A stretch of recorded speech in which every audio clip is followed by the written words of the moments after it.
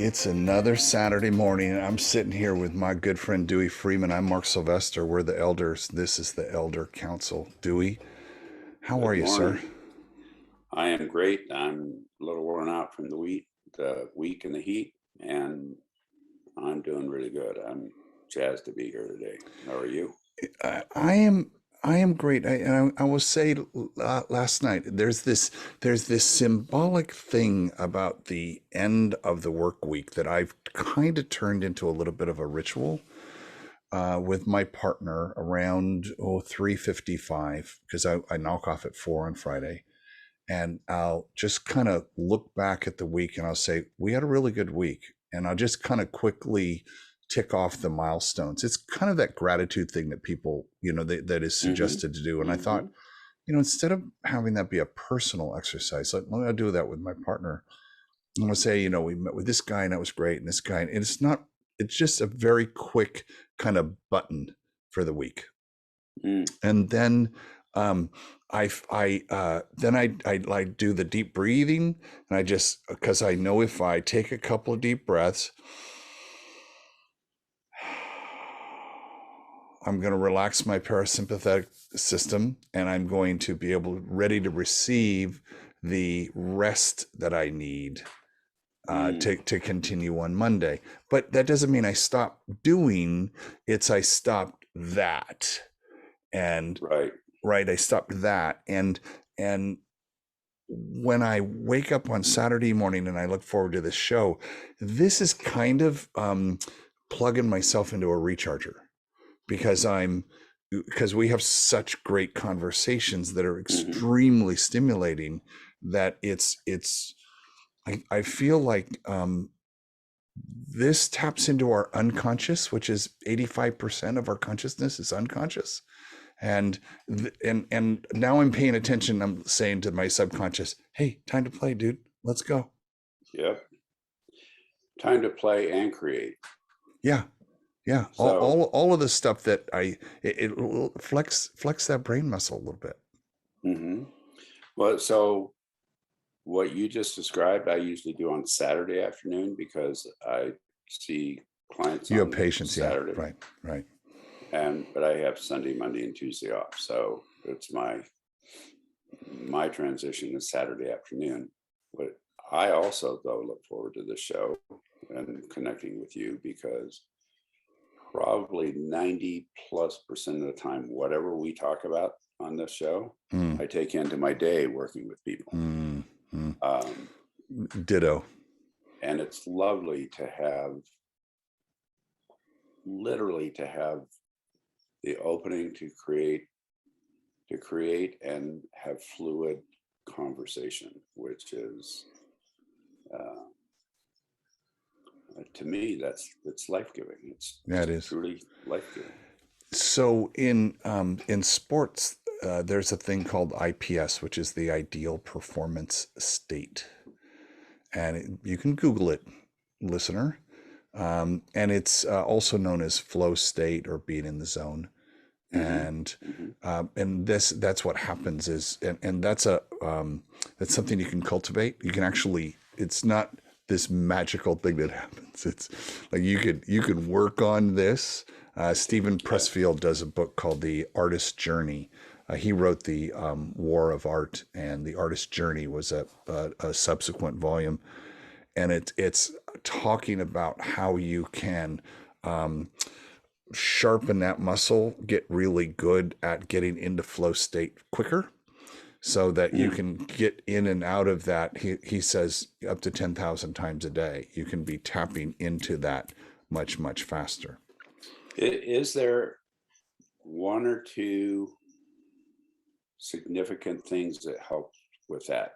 Just for our listener, is it a breath? Is it a mindset? Is it Yes and yes. I think it's an intentional thing that you want to do. It's a study. There's tons of books on flow and all of that kind of mm-hmm, thing. And I think it's an awareness that exists, that it's not magical, that Right. and we can all think of times when that happened. And wouldn't you like to be in that state most of the time if you could? Right. As a lifestyle. Yeah, exactly. And so there's a lot of, I would read The Artist's Journey. The breathing sets you up because now it's like, okay, I'm going to open this up. If in fact, 85% of our conscious or 85% of our conscious is unconscious, and that's working, only 15% is what we're dealing with here. Why wouldn't you want to tap into that all the time? Even if you got 80% I'll instead of take another 85. two. Thank you, doctor. Yeah. I mean, So here's one of the things, and this is a piece that I get feedback on. What you're talking about to me is truly a lifestyle, a way to live. yeah, One of the pieces that when people who know me see me, I don't switch hats. Like when I'm talking to you, I'm the same as a few minutes ago when I was hanging out and chatting with Kimberly. When at 9 o'clock my time here, when I go into working with somebody, I don't go, here's my Kimberly hat, I'll take that off and speak to Mark. And oh, now I'm going to take my Mark hat off and put my therapy hat on. It's like my goal is to be the same. And the same meaning staying in that state as much as possible. Staying with breath, staying with presence, staying with life as much as possible. And I mean, even in lovership and relationship, it's like, well, I'm not, it's like, okay, now I'm the therapist. Now I'm going to put my lovership hat on. Now I'm going to put my hang out with my buddy hat on. It's like, when we segment ourselves with those different hats or different roles, that does not allow us to move into the state that you're talking about. And it belies a certain lack of authenticity, because you have to feel like I have to be this other, I have to talk this other way, I have to be different to relate with this other person. I have to be different with my boss. I have to be different here, or I have to be different there. And so I'm not actually being who I am. I am myself in that situation. But once you're really comfortable with your true self, to your point, I can be me. I don't have to, there's lots of ideas. I mean, is it a different mask I have to wear? Is it a different hat I have to put on? Is it as we've talked about in the rules, is it a different language I have to use? Right. All of those speak to artifice, right? Because I have to be a certain way. Well, and exactly. And if I shift hats or masks, what I'm doing is putting on the hat that I think you want me to have on. Right.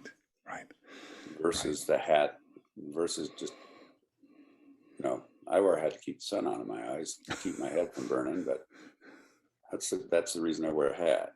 Right. Instead of, you're right, the lack, not bringing authenticity by going, oh, well, Mark wants this, or Kimberly wants this, or, well, I have to change my voice to be with my client. It's like, yeah, I understand. It's like, that's not what they want. And were they to know you were doing that, would probably rail against it. I had this several years ago, a friend of mine calls me up and he says, I'd like you to run an offsite for me. And I said, okay, where in the universe does it say Mark Sylvester runs offsites? I want to go see that. Where did you get the notion? That page? Where did you get that notion? I think I said, where on the internet does it say Mark Sylvester runs strategic offsites? And he goes, no, exactly. That's why I want you. Okay. He says, I've hired all the guys who run offsites. and it doesn't work. I want you. Okay. So I said, great, thank you. What a fun opportunity to spend some time and strategically thinking. But what happened was I thought, well, how does someone who runs strategic offsites show up? What are they like? What's that kind of person like? Like, I know I'm not that kind of guy. So if my character was that kind of guy, what would that character do? And Mm, I was flummoxed because I was trying to be something. I was trying to fit myself into this mold of what I thought that was, because I hadn't ever done that. Yet, had I run strategic conversations? Yeah, my whole life is that, thousands. right? Mhm. But had someone paid me, here, Mark, come in and do this thing. And um, talking to my Kimberly, she said, he didn't hire that guy. He hired you. He wants Mark to Right. do this. And then I thought, okay, well, I'll kind of make it up. Like, what do I think they need, and how can I take the tools that I've got that are uniquely my own to help Hmm. get people to through the kind of things you want to do around strategic thinking and design thinking. It was incredible. Started a 5-year relationship with working with that company, doing all kinds of different things. And so I think that brings us back to the work we do, which is being who we are, showing up authentically.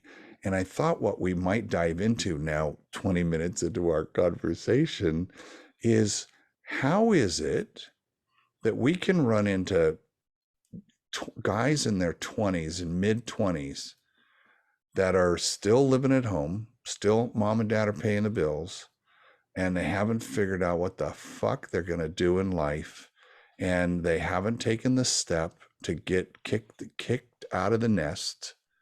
How is that even possible? How is it that humans there, and there's a ton of them, and I bet you I'm looking right at the camera, there's a bunch of people who are listening to this who are going, shit, busted. Shit, that's me. Yeah. I don't know. Actually, this is a piece that you used the word flummox a little bit ago. And it's like over the last 6 weeks to maybe, I don't know, 8 or 10 weeks, it's like I've run into young men who, I mean, some of them are brilliant, some of them are creative, some of them are, I mean, they're, you know, this isn't, I'm not talking about somebody that doesn't have the ability here, No, but it's not. No, of course. Yeah. there's something that's happening with 27 plus or minus numbers of years, but 27-year-olds that it's like almost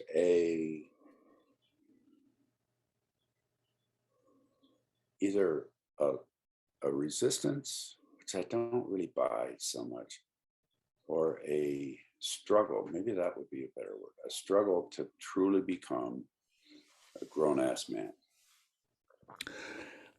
So I have a bunch of questions about it. I was very fortunate to have an extremely hard ass mom, raised by a single mom. And I distinctly remember I was about 12 and I wanted money for something, who knows what it was. She just looked at me and says, get a job. Hmm. It's like, what? We're the strong middle class. Just give me some money. Go get a job. And I went outside and I figured out how to get a job. And I washed windows, and I don't think I mowed lawns. I hated that. My favorite job was cleaning people's garages and keeping all the stuff instead of throwing it away.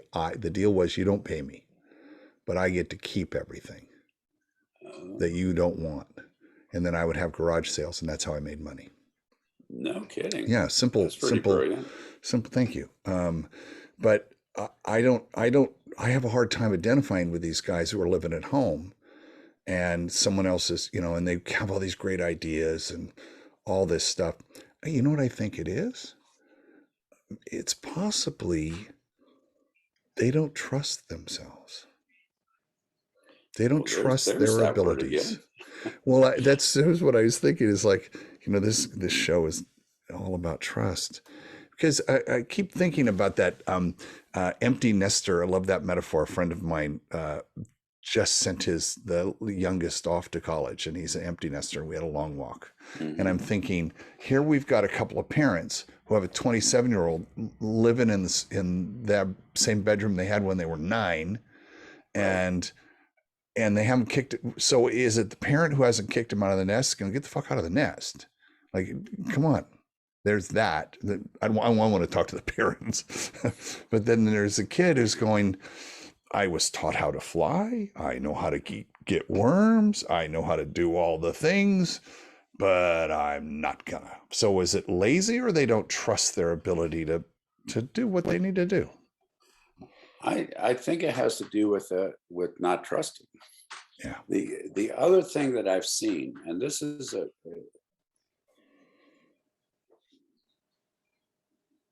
what I have seen, and this has been in talking with these young men, is there's a desire to be at the top immediately, to be able literally to do what you and I do, Yeah. and not get that I have like 12 or 13 years of schooling post We've high earned school. every goddamn gray hair on our body. Right. And I was sitting with a friend here last night who uh, just hanging out and having sushi and talking until like, I don't know, 10:30 at night. And it was like, whoa. But he was talking, and he was one of my students at Naropa, and he's in his mid 40s now. And but he was setting up a kung fu dojo that he was sleeping on a cot in the back of it because he couldn't afford to rent space for the dojo and an apartment while he was completing his master's degree, and he lost the electricity and was reading by candlelight half the time. And it's like, where is that drive in men? Where is that drive of I will do what I need to do what I need to do? I call I have always called that someone's motor, and I'll say that cat's got a motor. Like there's a motor Right. going in that one, and I was really curious. Both my kids' motors took a while to kick in, right? Hmm. They and you kind of look and you go, whoa, what is it going to take? So is it the lack of adversity in their life? Yeah. Everything's comfortable. Hey, everything's fine. Why would I change? Someone's paying the rent. I got food. Someone's doing my laundry. I don't have to sleep on a cot in the dojo. In my case, live in my car for a summer. Yeah, My exactly. case, call my mom. I was a single dad. Call my mom. I need $20. Are they going to turn off my electricity tomorrow? What did she say? And I Wow. was about 21. She says, you'll find it. Hmm. Click. Hmm. Fuck. It's like, fuck you, mom. Oh, thank you, mom. I don't Well, think I ever said thank you, but I well, am. maybe Maybe it's now I'll time. say thank you. But Well, is it a lack of adversity? yes. It, yes. I think it's a lack of adversity, and it's a lack of understanding that you have to work for what you get. I literally asked a 27-year-old, this is the true conversation. And he followed a number of spiritual lineages, and I said, what are you going to do for a living? He's a yoga teacher, but that's not enough to make a living. and his other job is being a valet. And it's like, what are you going to do for a living? He said, well, I can follow the lineage of these teachers. And he's apparently really good at online stuff. So he's working on putting out all of this information online as if he has the experience that his 60, 70, 80-year-old teachers have. And the idea of going from literally learning and becoming competent, going to school or going to workshops or I know that you've done a ton of, computer programming stuff. It's like, that didn't come to you overnight. I cannot imagine the number of hours you sat up till 2 in the morning learning how to program and learn that stuff. And it's like, there's something that's happening around a belief system that you can go to competency without having to earn it. They did a survey recently, young people, and they said, what do you want to be? What do you want to be when you grow up? They said, famous. What do you want to be famous for? Like, that was an odd question to them. No, I just want to be famous. No kidding.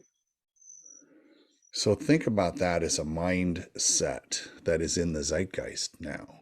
I want to be famous. I want to be proficient. I want to be successful. I want to be whatever superlative you want to use. Well, for what? No, I just want to be in that end state. I want the outcome, but I don't want to travel the path to get to the outcome. To get to the outcome, yes. Right, and the path is where the experience and the bruises and the scrapes and no, don't go that way.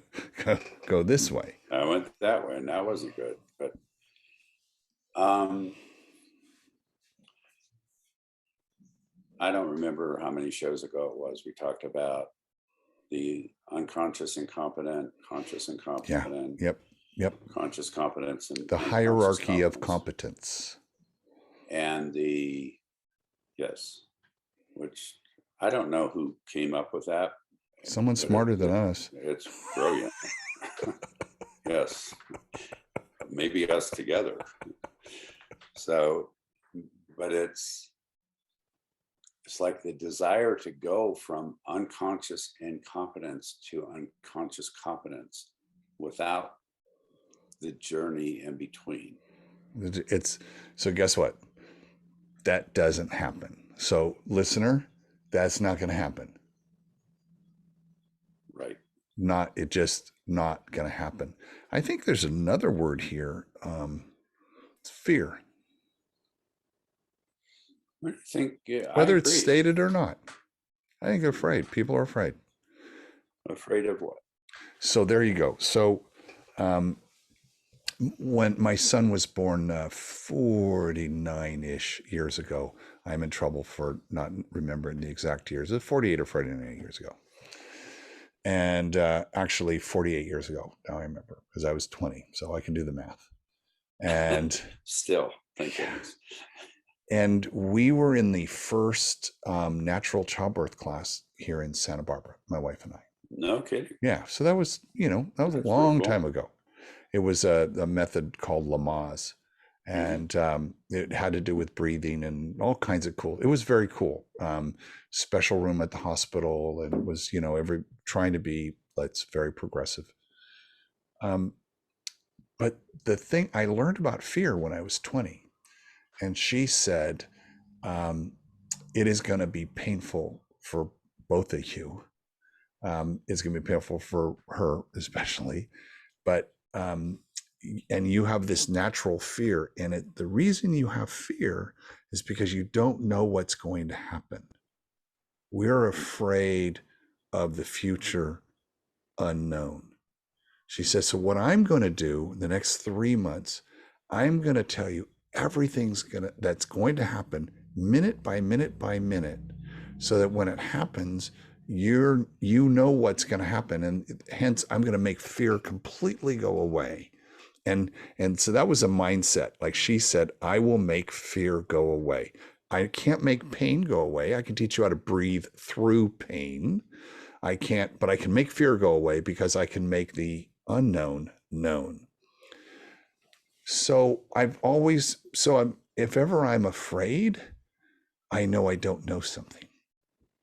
And I seek to find out the thing I don't know how they're going to react. I'm afraid of how they're going to react. Oh, well, what are all the different ways they could react? This way, this way, this way, this way, this way. Okay, now I'm not afraid. I just know one of those is coming my way. So maybe part of this is reframing trust themselves. That's hard. We get it. That's hard. But reframing fear. Like, I don't want to go out there. I don't know what's going to happen to me. Are they going to like me? Am I going to be able to make enough money? Am I have to sleep on a cot? I don't want to sleep on a cot. Or the floor. I've slept on backseat of my car. Floor or the backseat of my car. That's why I got a restaurant job, so I could sleep in the storeroom and I would have food. Pure and simple. It's why I went to work in restaurants. Smart man. Yeah. And all right. So two things. One is, if fear is about the unknown, what about the concept of actually enjoying fear? Of literally enjoying it or embracing it? Maybe both. But fear is, and clearly there are different levels. Do I want to enjoy the fear of, being on a bucking horse, knowing that I might come off and die? No, that's not what I'm talking about. But the fear or maybe the enjoyment and or the embracing of, like, going, like, up until then, yes, I actually want to experience that. I want to experience that level of. Is it the adrenaline rush? Some, but it's also a level of aliveness. Hmm. I want to experience the level of aliveness that it takes to step into a place that I don't know what's going to happen. So that makes me think of, again, I don't know what's going to happen. It's unknown. If you know what's going to happen, then it's easier. And part of what you're embracing is, I kind of like the idea. I don't know what's going to happen. Hey, life, surprise me. Right. Because we can't always know what's going to happen. Yeah. Well, we don't know what's going to happen in 20 minutes. We didn't know what the show was going to be about when we started, did we? That is 1,000% accurate. It was like, and like, I have a new person coming at 9. I don't know what's going to happen with this person. Right. And that's part of being present. Part of being present is doing that. I want to shift just a tad, because I want this to be of value. I know we want this to see if we can't unlock this 20-something dilemma that we've both identified and people probably see, and maybe not in themselves, but maybe friends, guys that they're hanging out with, or guys that they see, or women. This isn't a guy thing. There's this concept of a crucible. And I think what happens is there's a lack of a crucible experience that burns off the old younger self, so that the new dynamic older experienced self can be there as a result. Probably not the best analogy, but a crucible is where we're forged by fire. is how I think about it, right? There was a visualization once. I did a guided meditation where we got into this thing and doused we were burned up, right? Burned it up and came back out. And what was that new thing? And it's that thing that forged them, where they had to break through and get their own inner resources that gave them the strength. And they trusted, wow, I got through that. Fuck, that was really hard. But I got through, I pushed through the fear, and I can now trust myself. And is it possible that it's just, call them a late bloomer then? Hey, you haven't been forged by fire yet. Well, exactly. I'm a bunch of tons of things going on. One is in the nation, part of what we're talking about is calling this initiation. There you go, bingo. And it's like there's no initiation for us. No scheduled initiation. Okay, fair, very fair.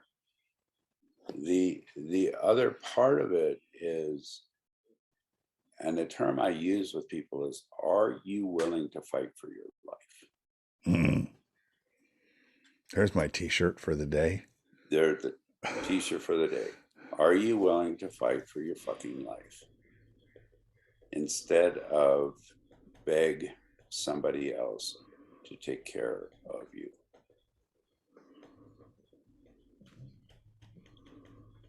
And in that process, what is that? What is that? How have you fought for your life? What does that look like? Yeah. And did you ever panhandle? no, did you ever have to hitch rides to get places? Oh yeah, I hitchhiked all over the place, but yes. But I was too, I don't know whether the right word would be proud or scared, but it was like, I wasn't going to go there.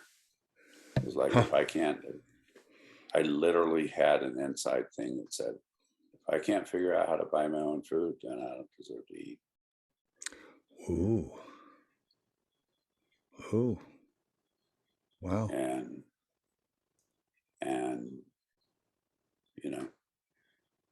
sometimes that was working for somebody, sometimes that was a trade, sometimes that was a something, but it was like, I found early on I make a really bad employee, but I'm a really good boss. And again, that's another reason to thank Mom, I guess, that I'd rather control my own thing. So not everyone's entrepreneurial. Not everyone can handle the pressure of that. Not everyone can figure out, how do I go from an idea to a product to a business to an industry. And somehow I got that. There's somewhere in my DNA, I've got that one. What? Okay, I'll let you go. At some point,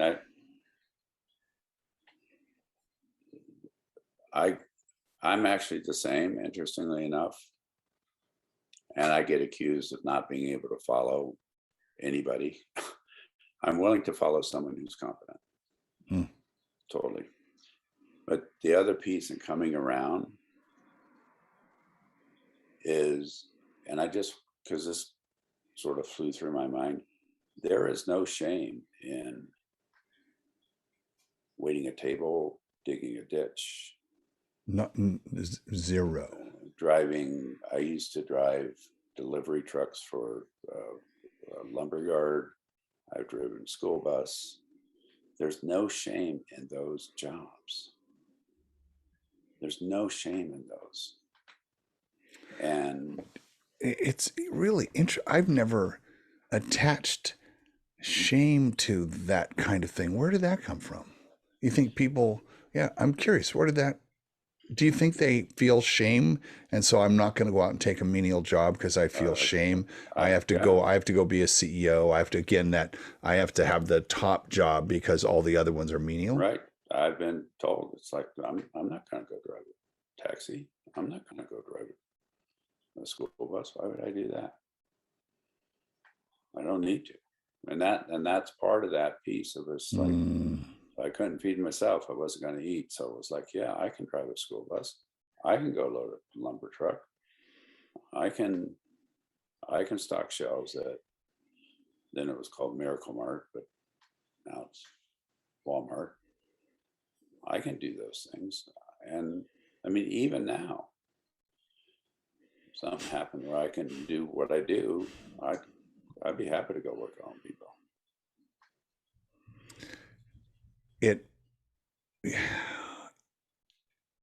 I was a chef for the Jesuits for several years at their novitiate, and I may have talked about that before.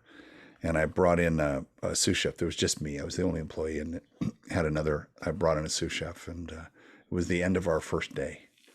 And we had, it was a great day, and everything was done, had great food. And so I hand him a mop. And I go, "What's this?" I said, "We're going to mop, and we'll leave the mops by the back door. We'll mop ourselves all the way out to the back door. We'll leave. It'll be dry, and I'll see you in the morning." He goes, "Oh, I don't mop." Exactly. I said, "Really?"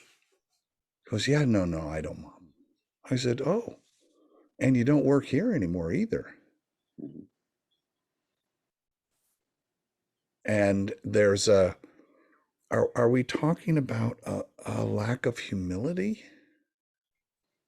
Like a humility, at times entitlement. Yeah. It's like, it's okay to get dirty. It's okay. We get 2 t-shirts to this show. What was the first one? I'm too old to remember it. Are you willing to fight for your life? Yeah, that should be on the front. On the back, it's like, it's okay to get dirty. Yeah, it's okay to pick up manure. It's okay to dig a ditch. It's okay to hold a road sign. It's okay to load a truck. It's okay to drive a school bus. It's okay to wait a table. Someone smarter than me once said there were 2 sides of the success coin. One was recognition, and the other side was significance. What's going to be important to you? To be recognized, or to be significant? Recognized or significant? Recognized or significant? I would pick significant. Me too. I mean, I've actually lived my life that way. One of the things that Travers said to me early on, actually the first day we met, he said, when we did the first podcast, he said, "You don't have a big footprint out there, do we?" He said, "I don't know why you don't, but you don't." And it's like, you know what? Your footprint is on the soul of thousands of humans, my friend. Yeah, but it's from the work, not because of advertising. Yeah. It's not. Yeah, it's different. Yeah, it's a different. That's a generational difference between us and young Padawan Traver, right? It's right. It's just different. Yeah, it's just different. So let's give a couple of things for our listener to conjure. I think we had talked about this just in the pre-show for a second, which was you called it failure to launch, and I think it's fear to take the first step, fear to take a step in whatever it is, whether it's to get off the cot and tell mom and dad, "Hey, I'm giving you my 2-week notice. I'm going to be out of here in 2 weeks, and I don't know what I'm going to do. I may be sleeping in the garage, but I'm for sure getting out of here." Or you're already established and you're on the precipice of some opportunity and you're unwilling to trust your ability to take the first step. I think that failure to launch doesn't go away at all in life until you get good at launching, and to your point, looking forward to the launch. Like, oh my God, I'm going to launch. What's going to happen? I don't fucking know. And that's what's exciting about it. Exactly. So there's a mating pair of red-tailed hawks that lives right over there. Every spring, one or two babies are born. Somewhere around the first part of July, you start hearing "Rah, rah, rah," and you see the babies like they're going and they land on top of a tree and you can see them just go, oh my God, I made it, I didn't die. And then within a minute or so, one of the parents comes in, just glides and real slow and goes, and the baby's going, "Rah, rah, rah, rah, rah, rah." Finds another tree and they go, oh my God, I made it. And that happens literally all day long, literally all day. And the same thing happened with great horned owl that actually was on our roof, the peak of our roof last year with babies. Babies sat up there 3 nights in a row. And you could hear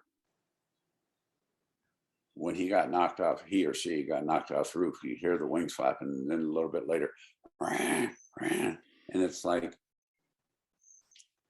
the two things need to happen.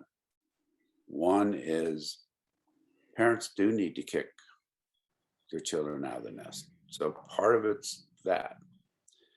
But the other part of it is, are you willing to fly and flap your wings and make it to the next tree, thinking that you're probably going to die? But when you land, you know that he didn't die. And then doing it again, and then doing it again, and then doing it again. Because over about a 2 to 3 week period, those babies are soaring. Those babies are flying all over the place. But they wouldn't be able to do that if they weren't kicked out of the nest, and if they weren't willing to flap their wings when they got kicked out of the nest. And ladies and gentlemen, that's our show. Thank you very much. My friend, we keep kicking ourselves out of the nest. And we end up, that'd be true. We end about 55 minutes later with a successful flight. This is another good one. My friend Dewey, thank you so much. I'll see you in a week. Thank you very, very much. Have a wonderful rest of your day.